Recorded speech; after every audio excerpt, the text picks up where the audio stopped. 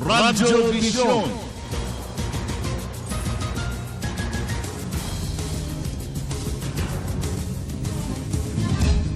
Unang-una sa hari ng balitaan dito sa Radyo Vision. Pangulong Aquino, tiniyak ang kahandaan ng Pilipinas laban sa Ebola virus. Pilipinas magiging kaisa ng international community sa paglaban ng nasabing epidemya. Pamahalaan, nangako ng 70 araw na ayuda sa mga pamilyang apektado ng pag-aalboroto ng Bulkang Mayon sa Albay. Mayon, nananatili pa din sa Alert Level 3 kahit nagkaroon ng quiet eruption. Kahit bumaba dahil sa kontrobersyang kinaharap, ratings ni Vice President Jejomar Binay nananatiling positibo. Pambansang pulisya, paiigtingin ang pagbibigay ng seguridad sa publiko lalo ngayong papalapit na ang Undas at Pasko. MMDA, isusulong ang paggamit ng smokeless incinerator para tuluyan ang mabawasan ang mga basura sa Kamaynilaan. At kaligtasan ng mga pasahero ng MRT at LRT, pinatitiyak ng gobyerno, seguridad palalakasin ngayong holiday season.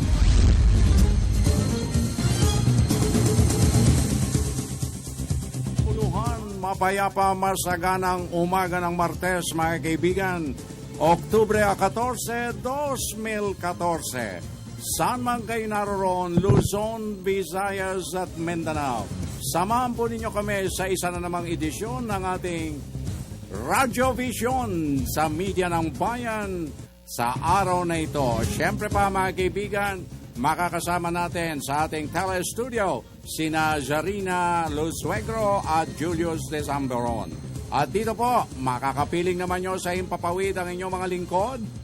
Magandang umaga, Pilipinas. Samahan niyo po kami sa isang oras na paghatid sa inyo ng mga pinakamaiinit na balita sa loob at labas ng bansa. Ako po, si Vivienne Gulia. At ang inyo pong kagapay sa himpapawid, Francis Cancino. Siyempre pa, naririto kami para paghatid sa inyo ng mga tampok na balita, malawakang paglilingkod na pambayan at ang pagtatampok natin sa ilang mga ahensya ng ating pamahalaan. Siyempre pa, kasama ang mga taong nasa sa likod nito. Good morning, Vivian! Good morning ka, Francis. Pinag-iingat tayo ang ating publiko ng Food and Drug Administration. Right on! Yes. At siyempre pa, mga nanays, mga tatays, yung pong mahilig na gumamit ng mga artificial flavoring, na mga condiments para pampasarap ng pagkain. Take note, ingat. Ano yung mga balita natin na yan na pinakawala ng ating Food and Drugs Administration, Vivian? Kasi meron daw 8 pampalasa sa pagkain. Okay. Yung mga powder ka, Francis, Okay. na ginagamit natin. For example, yung mga cheese powder, Wow. yung nilalagay sa french fries, paprika powder. Aha. At kahit yung powder na ginagamit sa paggawa ng gulaman, medyo delikado pala yan. Wow, wow. Kasi meron daw po yung lamang tina na posibleng maka-harm sa ating kalusugan. Kaya Tina? po, oo. May tinang kasama? May Di ba yung tina, pampakulay lamang ng buhok? Ay, teka muna, tabi-tabi. Pag buhok ang pinag-uusapan, marami ang mga tangkilay, ano? Anyway, wag na nating i-touch muna Isa ang ka buhok. na doon ka. Jesus Maria Jose, pagkain na lang muna. Okay. Take note, mga kaibigan, no? Mga nanay at mga lahat tayo, kaya kailangan maging vigilante tayo sa bagay na yan. Oo, Okay? let's go natural na lang ang pampalasa natin. Instead of gumamit ng mga ganitong powder, salt na lang or kahit anong herbal products. Okay. Oy, mga kaibigan, ang ating pong aparador ng message center na kanatiling bukas at ang ating service line 0922-358-2679. Okay? Don't forget to write your name and your addresses, please. Aha. Mag-text lamang po kayo para sa inyong komento at kung mayroon po kayong question sa ating panauhin mamaya, ipapakilala po natin kung sino. Manatili lang po kayo nakatutok sa Radyo Vision, hatid ng Media ng Bayan. Nako, yung ating panauhin, yung ating itatampok ngayon, talaga namang inaabangan na rin. So, just stay tuned, sit tight. Kami na po ang bahala sa inyo, ang mga listeners and viewers nationwide. Samantala, punta na tayo kagad sa ating kabalikat sa ating studio, sina Zarina Luzuegro at siyempre pa, para sa ating mga balita.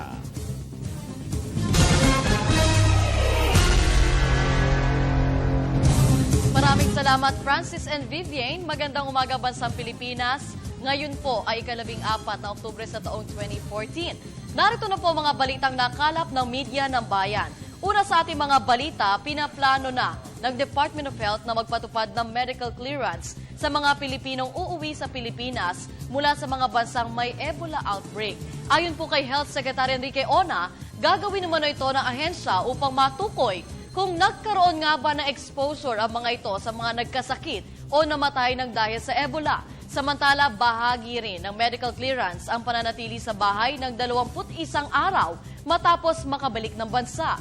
Balak gawin ang screening sa mga OFW galing Liberia, Sierra Leone at Guinea. Patuloy na nakatutok ang pamahalaan sa sitwasyon sa Legazpi, Albay, kaugnay pa rin po ng inaasahang pagsabog ng Bulkang Mayon. Ayon po kay Presidential Spokesperson Edwin Lacerda, nagtulong ang miyembro ng gabinete para tiyakin ang agarang pagpapaabot ng tulong sa mga maapektuhang pamilya. Nauna nang inatasan ni Pangulo Aquino, sina DILG Secretary Mar Rojas at DSWD Secretary Dinky Soliman na tiyakin ang paglalatag ng kaukulang kahandaan para sa mabilis na pagtugon sa mga pamilyang nagsilikas mula sa mapanganib na lugar. We were there to show the support of national government. Ang commitment natin is to provide assistance for them for 90 days. Kasi nga the affected residents have been evacuated and placed in evacuation centers, and they do really need help. We have the FIVOLCS is on top of it. They do regular aerial surveys, and also they have instruments in Mount Mayon. So they will be able to determine when to raise alert level for. But so far, we've gone to the evacuation centers. We do commend Governor Joey Salceda for the preparations that he has undertaken and all the local government officials. We met with the local government officials in the affected barangays and municipalities, and they have a very proactive approach. And so our role, as part of the DRMC system, is kung hindi kaya ng provincial government, papasok ng national government, and we're now helping and providing assistance to them. Not only just prepositioned goods, we've got health kits that we've provided, we've got education materials we've also provided them. So we have a whole of government approach to the situation in Albay.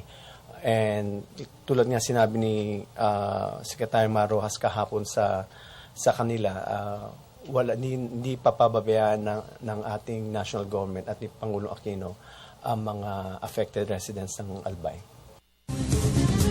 Mas mahigpit naman ang pagbabantay ang pinatutupad ngayon ng AFP at PNP sa lahat ng entry at exit points sa Bulkang Mayon. Ito'y upang matiyak na walang residente ang makakapasok sa 6-kilometer permanent danger zones. Ayon kay AFP spokesperson Colonel Raul Fernacio, hindi na sila magbibigay pa ng konsiderasyon ngayon lalo't nagkaroon na ng silent eruption ang Bulkang Mayon. Sa ngayon ay patuloy na binabantayan ang aktibidad ng bulkan.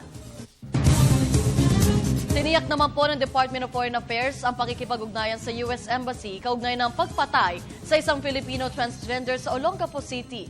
Ayon po kay DFA spokesman Charles Jose, nakatanggap na sila ng initial report at patuloy ding sinusubaybayan ang investigasyon ng mga otoridad kung saan isang US Marine ang itinuturong suspect. Tiniyak din po na opisyal na gagawin nila ang kanilang makakaya upang mabigyan ng hustisya ang pagkamatay ng biktima na pinangalanang Jenny. Kinondena naman po ng AFP ang naturang krimen. Ayon kay Major General Domingo Tutaan Jr., maaaring kasama ang naturang US Marine sa katatapos lamang na Philippine-US Amphibious Landing Exercise o PHIBLEX.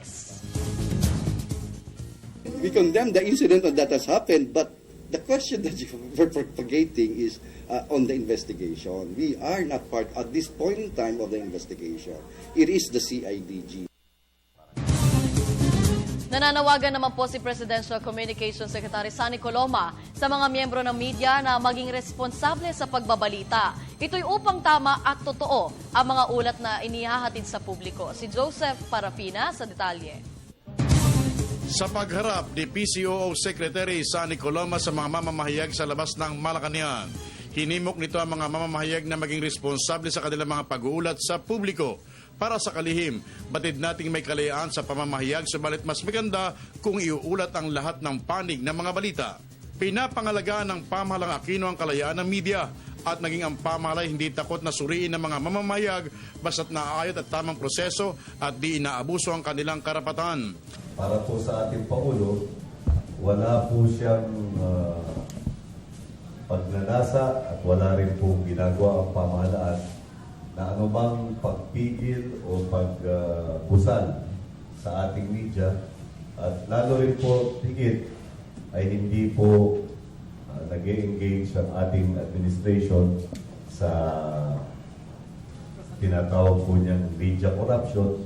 Sa nasabing forum, dumalo din ang kapisanan ng mga broadcasters sa Pilipinas at ilang pa mga dalubhasa na nag-aaral sa larangan ng responsableng pamamahayag. Sa nasabi ring talakayan na pag-usapan na dapat bago mag-ulat sa publiko ang mga malalaking mga balita at di kumpirmadong report, ay pakasurin munang mabuti para maiwasan naman ang kalituhan ng sambayanan. Para sa Telebisyon ng Bayan, Joseph Parapina. Samantala, nakatanggap naman po ngayon na isang parangal si Executive Secretary Paquito Ochoa Jr. kung saan mismong si Quezon City Mayor Herbert Bautista po ang nagawad nito. Dito nakamit ni Secretary Ochoa ang Manuel L. Quezon Gawad Parangal para sa natatangi nitong serbisyo sa publiko kung saan ginanap ito sa Smart Araneta Coliseum. Nagsilbi si Executive Secretary Paquito Ochoa bilang Quezon City Administrator para sa taong 2010 hanggang 2013. At yan po mga maiinit na balita hanggang sa mga oras na ito. Mamaya po ay makakasama natin si Julius de Samburon para sa pinakahuling balita at sitwasyon ng trapiko sa Kamaynilaan. Pero sa ngayon, balik muna tayo kina Francis at Vivian sa Radyo ng Bayan Studio. Thank you very much, Zarina. At sa kalipunan ng mga balitang yan, samantala, alam mo Vivian, nais ko lang ihabol pagkat naalala ko, yung tungkol dito sa lugar ng Commonwealth. Ano kaya ang mga development ngayon? Alam nyo naman dito, pag nagparating kayo ng concern, agad, action. May nagre-reklamo ka, Francis, Right. dyan sa area ng Commonwealth na yan kasi kahapon daw, mula alas 6 hanggang alas 8 ng umaga. Para mag-travel lang dun sa stretch na yun ng Commonwealth, 2 oras ka, Francis, dahil sa bigat ng trapiko. Wala ba tayong mga constables? Wala ba tayong mga traffic enforcers para i-clear out yung sa kapakanan ng ating mga motorista? Alam mo, pakiusap ko rin sa mga drivers ng bus at ng mga jeepneys. Kapag po kayo ay magsasakay, kung maaari po ay tumabi po kayo sa tamang tabihan at magsakay po kayo, hindi po yung sa gitna kayo ng kalsada nagsasakay kasi po nakapagpapasikip po ito ng daloy ng ating trapiko. Well, alam mo, talagang ultimately, it redounds only to one thing. Kulang sa disiplina ang ating maraming motorista, in particular, yung mga public utility vehicle drivers. Yan ang problema natin. Bus, jeepneys, taxis, and everything. Lalo na yung mga tricycle, coupled up with tricycles and pedicabs. Akala ko ba bawal sa mga major thoroughfares yan? Ay small but terrible yung mga naku po. tricycle drivers natin. Pero sana mas terrible naman or mas nakakatakot itong ating mga MMDA and Traffic Constabulary at hulihin po natin yung mga lumalabag sa ating batas pantrapiko. Okay. So, siguro mga kaibigan, again, ina-announce natin, mamaya meron kaming surprise guests na i-feature dito sa ating Tuesday edition ng Radyo Vision Media ng Bayan. Vivian, ako talagang the much-awaited moments palagay ko. Gusto na nilang. Mamaya na po, relax. Pag may time, just sit down. At kami na po ang bahala. Okay, so provincial roundup tayo mga kaibigan. Para sa atin namang segmentong Bayan Patrol Report. Unahin natin ang Radyo ng Bayan Butuan with Malu Apego. Malu, magandang umaga. Konektado ka. Salamat kasama yung Francis. Sinabi ngayon ng Philippine Overseas Workers Administration o POEA Caraga Region na mahigpit na ipinapatupad ng kanilang tanggapan ang total restriction sa pagpapadala ng mga overseas Filipino workers sa mga Ebola-stricken countries. Ayon kay Ginang Miriam Balmosena, ang officer in charge ng POEA Caraga Region, may mga OFWs mula sa Caraga na patuloy na nagtatanong at humihiling na kung maari ay pahihintulutan na silang bumiyahe sa mga bansang Liberia, Sierra Leone at Guinea, mga bansa sa West Africa na grabeng natamaan ng makakamatay na Ebola virus. Bunyag ni Balmosena na sa ngayon, may mga OFWs mula sa Caraga na kasalukuyang nagtatrabaho ngayon sa West Africa at karamihan nito ay nasa Sierra Leone at Nigeria at karamihan din ay nagtatrabaho sa mga mining sites sa nasabing mga bansa. Dagdag ng opisyal na sa ngayon, may mga OFWs rin na nakapagtrabaho na mula sa nasabing mga bansa, ngunit hindi pa nakakabalik dahil sa pagpapatupad ng total restriction sa pagpapadala ng mga manggagawa sa nasabing mga bansa. Magugunitang isinailalim ng pamahalaan ng Pilipinas ang Liberia, Sierra Leone at Guinea sa Alert Level 2 para sa mga OFWs na kasalukuyang nagtatrabaho sa nasabing mga bansa.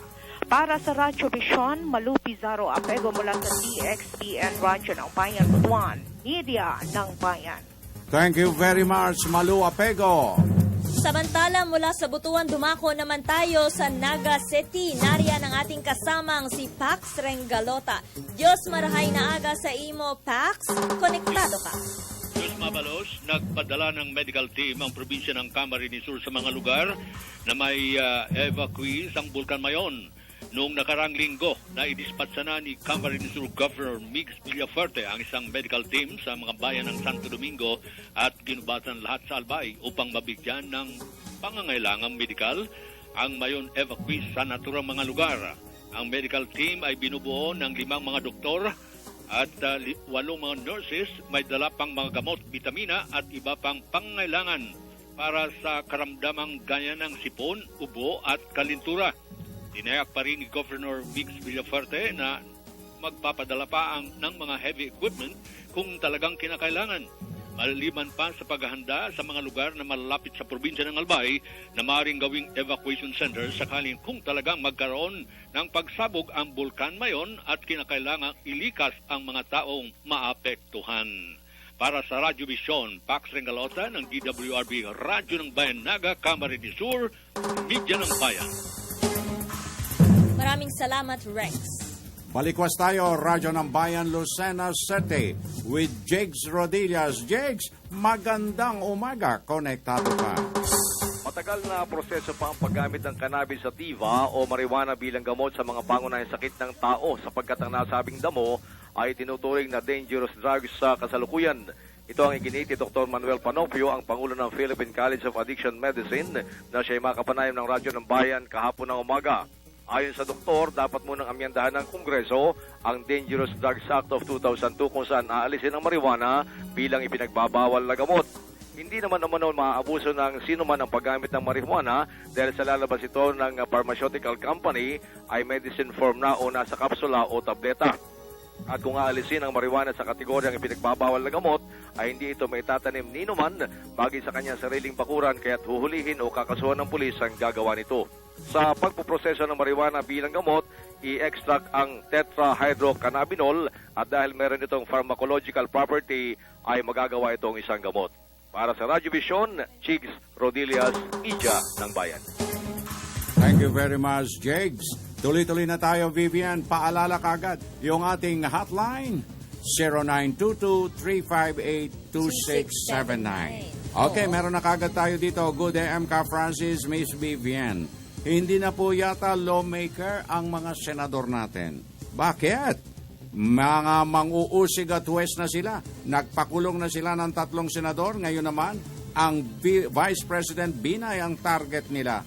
Aba, gumawa naman sila ng batas na magiging kapakipakinabang sa maraming Pinoy na walang trabaho ngayon. Mga veteranong kakarampot ang pensyon, kulang pang pambili ng gamot nila. Sayang ang mga oras sa paggawa ng batas. Iyang mga senador ng Pilipinas. Cesar Pantaleon ng Pangasinan. Thank you, Cesar. Okay, ako naman meron akong text dito. Good morning, Ka Francis and Miss Vivian. Pwede po ba pakibati ang aking apo na si Tristan Salvacion na naging finalist for The Voice Kids sa St. Andrews. Congratulations. Congratulations. Lagi po kami nanonood sa show ninyo. Ang galing-galing nyo po at maganda. Maraming salamat, Baby Salvacion ng Pasay City. Thank you! Mabuhay po ang Radyo Vision. Sana po 2 hours ang inyong programa. Bitin daw po kasi, Ka Francis. Aba. Mula kay Ondoy Lido of Bislig, Surigao del Sur. Good AM, Vivian and Ka Francis. Happy listening at watching si Miss Carla Lizardo of PTV4 Personage. Hi, Carla. Maraming salamat sa iyong panonood. Oy, mga kaibigan, bago ang lahat, ha? Before anything else, kayo po ay tinatawagan natin ng pansin yung ating mga konsumidores, yung ating mga mamimili.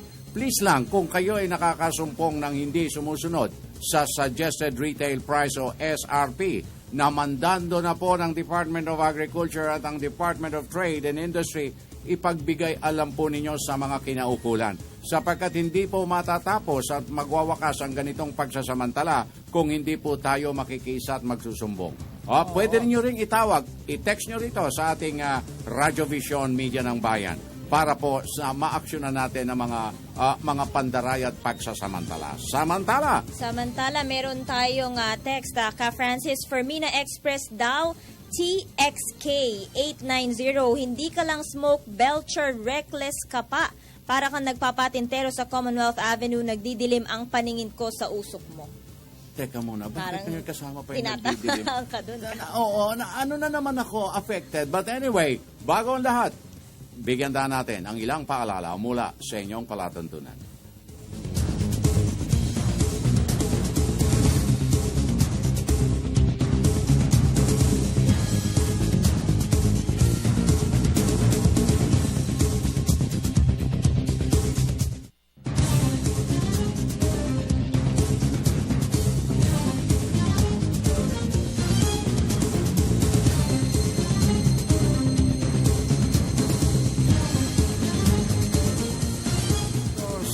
Segundos makalipas ang alas 6, Vivian, tayo'y bumabagtas na sa ikalawang bahagdan ng ating Tuesday edition. Tuloy-tuloy muna tayo. Samantalang meron tayo pa rin mga, ipunin mo muna yung message mo sa aparador. Okay, at bibigyan daanan natin paspasan ang another roundup of provincial report sa pangunguna ng Radyo ng Bayan Nueva Ecija. Dek Sevilla, Dek, magandang umaga, konektado pa. Yes, good morning Ka Francis at Miss Vivian. Nagkaisa ang mga gobernador na magkaratig lalawigan ng Nueva Ecija at Bulacan na gawin ang lahat ng nararapat na hakbangin upang agarang masimulan ang konstruksyon ng expressway mula San Jose del Monte City sa Bulacan hanggang Cabanatuan City dito sa Nueva Ecija. Sinabi ni Nueva Ecija Governor Aurelio Umali na handa na niyang pasimulan ang clearing operations at lahat ng kailangang preparasyon para sa pagsasakatuparan ng nasabing proyekto. Dinagdag pa ni Umali na ang konstruksyon ng expressway na magdudugtong sa San Jose del Monte hanggang Cabanatuan City ay nabanggit sa unang State of the Nation address ng Pangulong Aquino na bubuuin sa ilalim ng Public-Private Partnership o PPP. Ayon naman kay Bulacan Governor Wilhelmino C. Alvarado, na siya ring chairman ng Central Luzon Development Council, ay suportado ng RDC ang proyekto kung saan ang nasabing daan ay makapag-aambag ng malaki sa paglago ng agrikultura at industriya ng Nueva Ecija, Bulacan at maging ang ilang bahagi ng lalawigan ng Aurora. Dinagdag pa ni Alvarado na malaki ang pag-asang masimulan na sa lalong madaling panahon ng expressway na inirekomenda ng Department of Public Works and Highways o DPWH na tawaging North Luzon East Expressway na may habang 72.1 kilometro na magsisimula sa La Mesa Parkway sa junction ng C6 sa San Jose del Monte at dadaan sa mga bayan ng Norsagaray, Angat, San Ildefonso at San Miguel sa Bulacan at Tatago sa lungsod ng Gapan, bayan ng Santa Rosa hanggang Cabanatuan City dito sa Nueva Ecija. Tinatayang aabot sa halagang 15.8 bilyong piso ang proyekto kasama ang 3 tulay na tatawid sa mga ilog ng Angat, Peñaranda at Pampanga. Para sa Radyo Vision, Dick Sevilla, Central Luzon, Media ng Bayan. Thank you very much, Dick Sevilla mula sa Central Luzon. Samantala, dumako naman tayo sa Sogod, Leyte. Naroon ang ating kasamang si Gemma Destriza Narit. Maupay na aga sa imo, Gemma. Konektado ka. Gemma? Okay, medyo Babalikan napagod, natin ang napagod ulat ang ni kanyang Gemma linya. mamaya. Okay, tuloy-tuloy tayo. Tingnan natin, may pangyayari na sa Commonwealth Avenue kanina na pinag-uusapan natin. Itong pagkakabuhol-buhol, narito na naman itong mga sistema ng mga hindi disiplinado at barumbado at balasubas na mga driver ng mga pampublikong sasakyan. Mamaya, nako, hahagupitin kayo. Mamaya narito at tampok namin ang ating Philippine National Police. Ayan, umanda kayo. Okay, at mabagal na raw. Ang daloy ng trapiko. Abay talaga naman babagal kung ganyan nakahambalang ang mga pampublikong sasakyan. At ayaw tumabi, pick up dito, pick up doon, baba dito, baba doon ng pasahero. Wala silang pakialam sa kapakanan ng mga motorista. Paano ka namang hindi magdidilim ang paningin? Naawa ko sa mga pasahero natin, Ka Francis, kasi ang aga-aga dapat maganda ang simula ng araw nila. Pero kung ganyan na napakasikip na ng daloy ng trapiko sa bandang Commonwealth Avenue, paano naman gaganda ang umaga mo? Umaga pa lang, maiinis ka na sa mga bus drivers at jeepney drivers na talaga namang parang sila ang hari ng kalsada. Calling MMDA Constable sa Chairman Francis Tolentino. Pakisilip naman yung ating mga green boys ng City Hall dyan.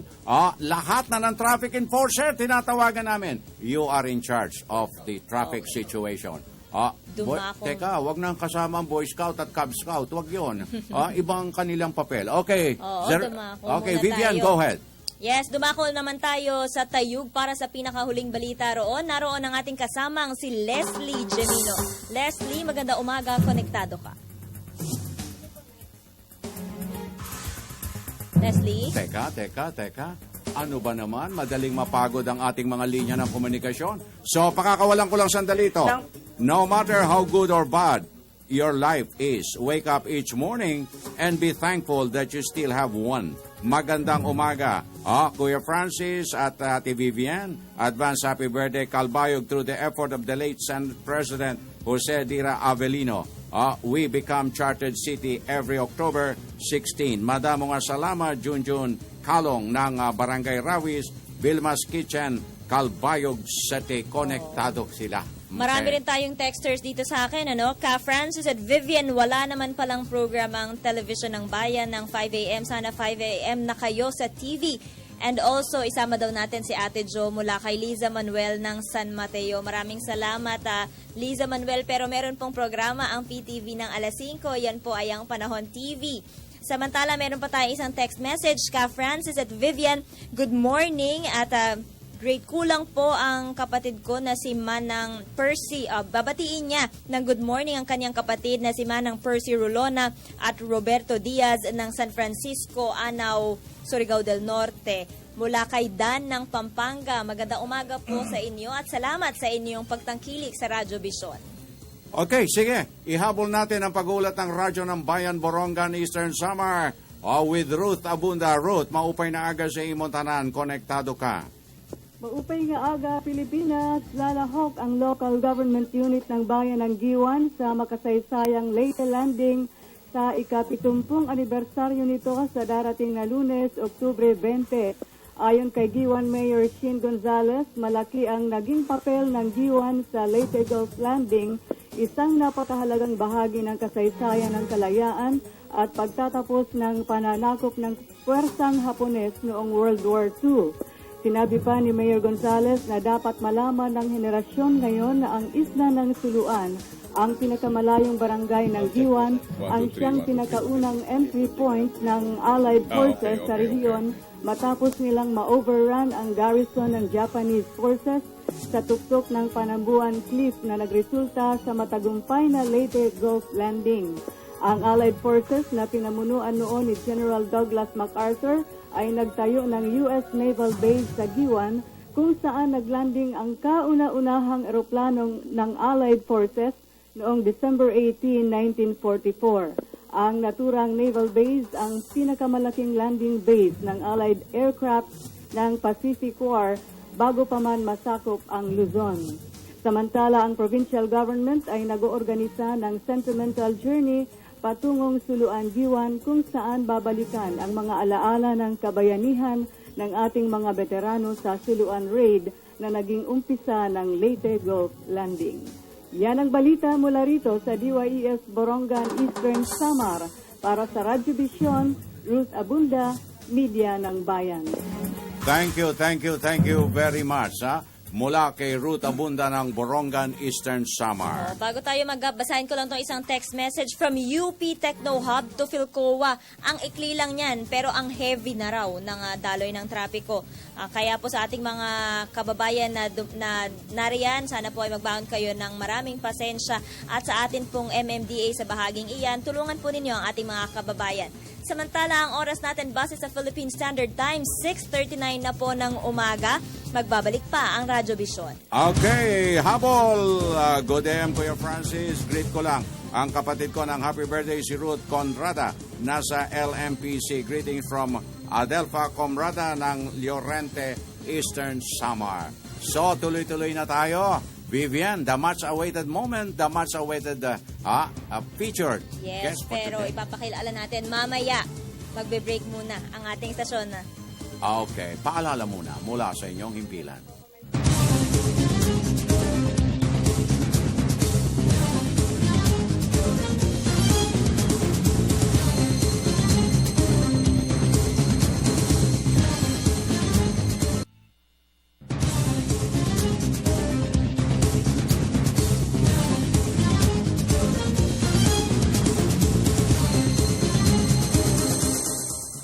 Okay, mga kaibigan, sa oras na 40 minutos 55 segundos, ihati na namin sa inyo ang ating panauhin sa ating episode, sa ating pong portion ngayon, ang ating Radyo Vision, Media ng Bayan, ang ating pong pinagpipitagan ng Senior Superintendent Attorney Wilben Mayor, na siya pong opisyal na tagapagsalita ng ating Philippine National Police. Good morning and welcome po. Attorney Wilben Mayor. Kuya Francis, magandang umaga. Vivian, magandang umaga. At sa mga nanonood at nakikinig ng ating palatuntunan ngayon, magandang umaga po sa inyo lahat. Kinabahan ako. Nakita mo, nadinig mo ang dating ng boses. Kinakaba, threat sa akin ito. But anyway, baka mapalitan ka. Naku po. Diyan ako nervyoso sa mga ganyang mga boses eh. But anyway, sir, salamat po at napaunlakan nyo ang ating palatuntunan. Ang una sa lahat siguro, paspasan tayo dito dahil marami tayong gustong malaman. Ano po ang mga priorities ng ating PNP sa ngayon? Siguro magandang iulat natin, Kuya Francis, Vivian, sa ating mga kabayan ngayon, na base sa Pulse Asia rating po, ang unang pinakamataas na approval rating ng gobyerno po ng ating Pangulong Aquino ay yung paglaban sa kriminalidad. Dito po sa business world, nakalagay po dito na plus 53% po ang fight against criminality. Ito lang po ay nagpapatunay na pag-iibayo nating campaign against criminality. At ito po ang nagiging resulta siguro dahil nga po base po sa talaan ng ating Philippine National Police, ang crime incidence po sa taong ito ay mas mababa po as compared po ng 2013.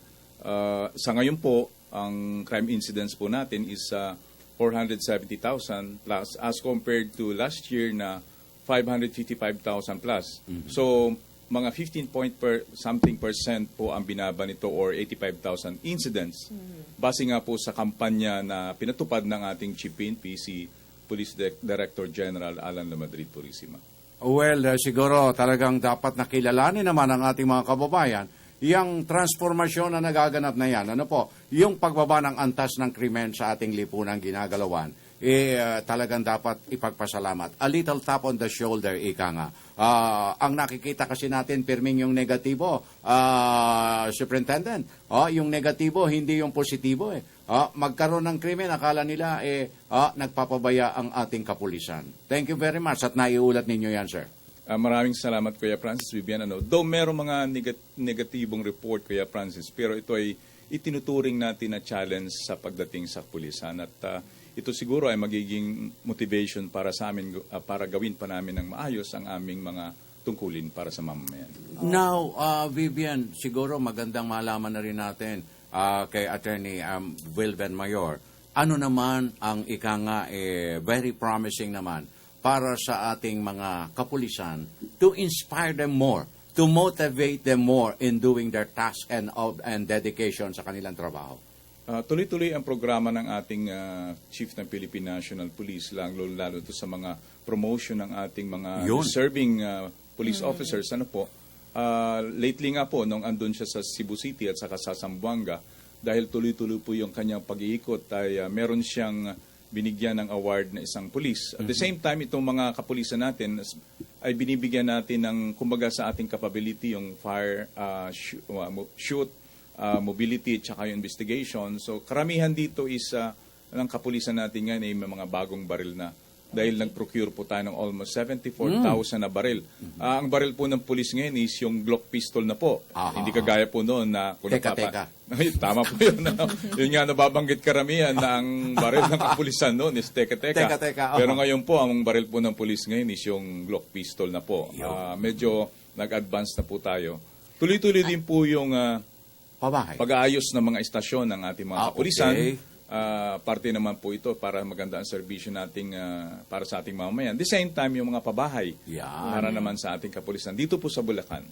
Attorney Mayor, nabanggit ninyo kanina na bumababa po itong bilang ng krimen dito sa ating bansa. Gusto ko lang pong malaman kung bakit sa kabila po nito ay pinalitan po ng PNP ang pamunuan ng 4 na pinakamalalaking distrito po dito sa Luzon or sa ating bansa. Ito po ay ayon sa rekomendasyon ng Regional Director ng National Capital Region and of course with the approval of the Chief of the Philippine National Police saka ng ating kagalang-galang na kalihim ng DILG. Dahil meron pong standard na sinusunod, pinapatupad ang ating SILG, ang kagalang-galang na Marojas. At dito nga po, almost ilang weeks na po, every Wednesday, meron pong tinatawag na audit or evaluation. Okay. At tinitingnan bawat isa-isa, yung district directors, kung ano yung performance nila. Gaya nga po ng mga pahayag natin ng mga nakaraang araw, though hindi naman po lumala yung kriminalidad sa mga particular areas nila. But again, doon sa standard na sinet ng ating kalihim ay hindi po nila natupad yon o na-comply yung base doon sa standard na yon. Hindi pala pwedeng mag-relax ang ating pinuno. Kasi talagang you have to maintain a certain standard. Right. Pero ihahabol ko lang, ito'y magandang malaman natin ang real score. Kasi sa ngayon po, ang ratio, Attorney Wilben, 1 policeman is to how many constituent or residents? Ang ating pong ratio ngayon sa national, kumbaga yung buong kapuluan po is 1:700 plus. Wow. Ang ideal po sana dyan is 1:500. Ibig sabihin, sa isang pulis ay 500 po yung kanyang pangangalagaan. Nako, mahirap yata yun. 500 ang pangangalagaan mo on a one given time at a different situation. Medyo, hindi po ba kayo mangangailangan pa ng additional manpower complement, sir? Actually, yun nga din po ang hinihiling natin dahil ang kapulisan po ay ang kailangan po siguro ay hilingin natin ang suporta ng ating mamamayan dahil ang kapulisan po naman ay inaamin po namin na sa limited resources po natin is malaki po ang role ng ating komunidad. Kaya nga po ito mga force multipliers natin o yung mga barangay tanod, bantay bayan ay malaki po ang tulong na binibigay sa kapulisan. Ayun. Force multipliers, napakahalaga po niyan sa pagpapanatili ng katahimikan at kaayusan sa ating bansa. Now, Attorney Mayor, gusto ko pong malaman, sa ngayon po ba heightened alert status pa rin po ang PNP? Meron tayong tinatawag na protocol po, kagaya ng halimbawa, ang ating Pangulo, ang isang head of state o malis ng bansa, protocol po dyan is automatic po yung nagkakaroon po ng heightened alert. But again, pag siya pa'y bumalik ng bansa, binabalik po yun sa normal. But again, meron pong discretion ang regional directors ng bawat regions na itaas nila o upgrade ang level base doon sa assessment nila sa situation sa ground. Pero wala po itong kinalaman doon sa terrorist threat recently na ipinalabas po na inabiso ng United States Embassy. Vivian, wala itong kinalaman doon. Ito mga advisories na ginagawa ng pinapalabas ng mga foreign governments. Ito ay sa part nila is procedural action para warningan at babalaan nila yung kanilang mga mamamayan dahil responsibilidad nila yung, of course, ang welfare ng kanilang mamamayan. Pareho din yun sa atin sa ibang bansa, binibigyan natin ng babala ang ating mamamayan, depende yun sa assessment ng bawat bansa sa kanilang, dun sa particular na bansa kung nasaan sila. Okay. Pero once and for all, Attorney Mayor, maaari niyo po bang sagutin kung wala po bang terrorist threat ngayon dito sa Metro Manila at sa kabuuan ng ating bansa? Siguro magsimula tayo, Vivian, dun sa report kasi na nagsimula yan nung may nahuling tatlo na ng QCPD. Tatlong personalities sa Quezon City. Itong si Ayera, si Valdez, saka si Macapagal. At dito nagsimula yung balitang yon. But again, base nga sa ating tuloy-tuloy na assessment and validation, wala naman pong balak na tinatawag na plot ng bombings dito sa Metro Manila. Yun po ay, subalit, ang sinasabi natin sa ating mga mamamayan is maging mapagmatsyag lang po at tulungan ang kapulisan at kung meron pa silang mga suspicious na nakikita o na napapansin, then i-report lang po nila sa 117 or 0917. Text nila po sa 0917-847-5757 para sa kaagarang responde ng ating kapulisan. Again, ang palagi kong sinasabi noon is that nakahanda po ang mga kapulisan in coordination always with the Armed Forces of the Philippines para magresponde sa mga ganitong threat. Well, itong tanong na ito, Attorney Wilben, maaari niyong sagutin, maaari niyo ring hindi sagutin. Pero sa kapakanan ng ating mga kababayan, lalo na yung talagang umaasa ng magandang takbo ng ating kapulisan sa bansa at naririyan yung tunay na respeto pa rin sa ating kapulisan. Sa pagtrato po ba sa ating mga offenders, lalo na yung mga high-profile personalities na lumalabag sa batas, pantay-pantay daw po ba ang pagtrato ninyo sa loob ng mga kulungan o ng mga selda? Yes, Kuya Francis, makakaasa ating mga mamamayan na ang pagtrato natin sa mga offenders po ay pantay-pantay. Ayan. Wala naman tayong kinikilingan yan. Sinusunod lang po natin ang mandato ng batas kung ano po ang dapat ipatupad. Ayan. Okay, so maliwanag yan mga kaibigan. Walang pinapaboran, walang special na treatment, walang VIPs, basta't ikaw ay offender, behind bars ka. Yes. Di ba? Oo, meron naman tayong texters na may katanungan sa ating guest na si Attorney Mayor. If you may answer this, Attorney. Di na daw po ba talaga matitigil ang pangungutong ng ibang pulis? Kasi raw po nadadamay ang matitinong pulis sa kanilang hanay na, ayun, nadadamay po. Ano po ba ang inyong komento sa text message na ito? Ang hiling lang po natin sa ating mga mamayan is i-report po nila ng kompleto yung detalye ng mga reklamo nila. Kasi meron po tayong tinatawag na proseso para po bigyan ng aksyon ang isang complaint. Ito lang po sana ang i-appeal natin sa ating mga mamayan kasi minsan nagkakaroon po ng general information at naapektuhan yung general population ng kapulisan. Right. Alam niyo po, meron tayong 148,000 na uniformadong pulis. Dito po, base po sa ating talaan, is almost 256 lang po itong mga offenders ng kapulisan, kasama itong mga involved doon sa mga illegal activities. Right. Kung titingnan natin, ito po ay 0.17% lang ng kabuuan ng kapulisan. Though hindi natin ito tinitake for granted dahil nga po ay sabi nga nating Kalim, binigyan niya ng badge, ng authority, ng baril, and yet gumagawa silang kasamaan. So, tinitake seriously natin at pinaparusahan kung dapat.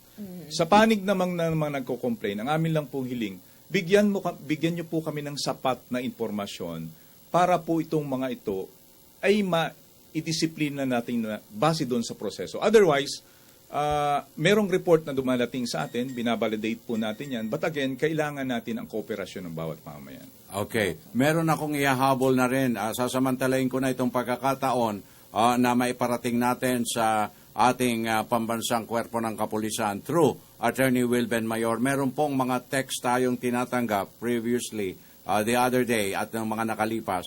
nagtatanong po yung ating mga retired PNP personnel and officials and rank and files. Kamusta na raw po ba? Pwede daw po bang makarinig naman sila ng magandang balita tungkol sa kanilang pension differential sapagkat much awaited na sa kanila yung kailangan na po nila. Tama yan, Kuya Francis. At ang PNP naman ay nakatutok naman po sa welfare ng ating mga retirees. Tayo naman po ay papunta rin naman doon. Yes, Darating ang panahon na tayo po retirees. Sa ngayon po, base naging question po kasi yan, dahil meron naman pong allocated na para po sa retirement. Okay. Ito po ay nasa gaan na po doon sa appropriation para sa GAA para po sa 2015. Meron nga lang pong konting kumbaga isang problema doon dahil nga po may isang provision doon na hindi nasama yung pondo supposed to be na pagbayad sa differential. Ayun. Pero tuloy-tuloy po yung pagbayad ng mga monthly payments. Yung monthly, okay. Opo. Tuloy-tuloy po yun. Siguro sa susunod po na GAA po, isasama na po yun. Okay. Nagkaroon nga po dyan ng legal question kasi nga po merong order yung RTC ng Manila para po yung sa korte na yung 3.2 billion na pondo ng Philippine National Police ay supposed to be ibayad sa mga retirees. Pero ito po ay sabi namin ay meron na po pong nakalaan na pondo para sa kanila. Meron nga lang pong konting delay nga po, but again, meron pong pondo para po sa monthly pensions. But rest assured, matatanggap nila yan. Yes, opo. Yung kabuuan ng kanilang. Makakasiguro po ang ating mga retirees na ang kapakanan po nila ay tinitingnan po ng Philippine National Police. Attorney Mayor, maiba lang ako, kasi papalapit na itong undas, 2 linggo na lang o mahigit 2 linggo. Ano po ba ang paghahanda ng ating Philippine National Police para masiguro po ang kaayusan nito? Bibian, alam niyo po, yan naman po ay taon-taon nating ginagawa, At sa kaugnay po tayo sa ang mga local government officials dyan. At dito alam natin na mga kababayan natin ay umuwi ng probinsya, babalik sa Metro Manila. Ang Highway Patrol po ang in charge po dyan sa mga NLEX, SLEX, ang Aviation Security Group sa airports, Maritime Group sa mga pantalan. At the same time, yung mga ibang grupo natin, mga kapulisan, ay nasa mga bus station. Then, siguro maganda rin ipahayag natin dyan sa undas, dahil pinagbabawal po sa sementeryo, unang-una, yung mga matatalim na bagay, yung malalakas na sounds, pagsusugal, pag-iinom. At the same time, siguro may payo natin sa mga magulang na as much as possible yung mga batang kasama nila is, sabi nga, wag na sila magsama ng bata, pero sa ating tradisyon bilang Pilipino, nagsasama sila. So, ina-advise natin na as much as possible, magdala po ng ID sa mga bata para po madaling malocate. Okay, pero would you allow yung mga text natin dito na may mga concern sa inyong tanggapan, i-forward po namin sa inyo, Attorney? Yes po, ang cellphone number ko po is 0908-875-1985. Okay. So, before totally winding, talagang maramot na kaagad ang ating orasan. Dapat extended, pero talagang hanggang dito na lang muna. Your final message sa Attorney Wilben Mayor. Maraming salamat, Francis at Vivian. Sa ating mga mamayan, hinihiling ko lang po ang pagtulong sa kapulisan dahil po kung wala po kayo, ay kami po ay mahirapan sa aming pagtupad ng aming mga serbisyo. Subalit, gagampanan po namin ng lubos na aming makakaya para po mapagsilbihan ang ating mamamayan. Maraming salamat po. And please allow us to invite you again in your free day. Yes, Kuya Francis, Vivian, sa lahat po ng oras. Okay. Maraming salamat, Attorney Yan, mga Mayor. kaibigan, Senior Superintendent Attorney Wilben Mayor, ang opisyal na pagsalita ng ating Philippine National Police. More power to you, sir, at sa ating PNP. So, Vivian, paano ito? Talagang pinagmaramutan na tayo ng orasan. Oo, oras na para magpaalam. Pero silipin muna natin ang kalagayan dyan sa PhilCOA, sa Commonwealth. Patuloy ang pagbigat ng daloy ng trapiko dyan. Naku po. Ayan, nakikita ano ba natin. naman? Okay. Pero talagang alam naman natin na religiously on a day-to-day, pag rush hours na ganito, talagang tuloy-tuloy na mararanasan ng ating mga motorista ang ganitong daloy ng sasakyan. So, we bring to a close another edition, mga kaibigan, ng ating Radyo Vision, Media ng Bayan, sa araw na ito ng Tuesday, October 14, 2014. Yes, pero bago tayo magtapos, ibalik muna natin sa studio para kina Zarina at Julius Disamboron. Alam mo, Zarina, sa mga oras na ito, nako, yan na po yung masasabi nating rush hour na. Kaya talagang dagsaan na yung mga sasakyan na bumabiyahe dyan po sa anumang panig ng Metro Manila. Kahapon nga, Zar, maikli lang ito, kasama nga natin si MMDA Chairman Attorney Francis Tolentino. At sabi po niya, panawagan niya sa mga motorista, kooperasyon para maiwasan na rin po ang anumang aberya o aksidente sa lansangan. At syempre, dagdag na dyan, yung wag po sana umingit ang ulo natin dahil sa dulot na trapiko ngayong rush hour. At isipin natin matatapos din yan at makakarating din po tayo sa ating mga destinasyon.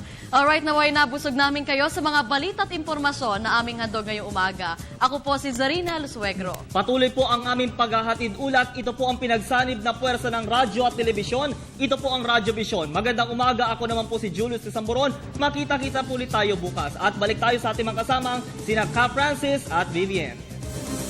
Maraming salamat, Zarina and Julius. Mga kaibigan, magtatapos na po ang ating programa. Pero tayo po ay magkita-kitang muli bukas, alas 6 hanggang alas 7 ng umaga. Dito lang sa Radyo Vision, hatid sa inyo ng Media ng Bayan. At para po sa mga katututok lang, maaari po ninyong panoorin ang delayed telecast mamayang alas 12 ng hapon sa IBC Channel 13. Ako po ang inyong lingkod, si Vivian Gulia. At ang inyo pong nakagapay, Francis Cancino, nag-iwan na isang mapayapa, masagana at magandang umaga. Have a nice Tuesday ahead of us. God bless. Until tomorrow, maraming salamat po.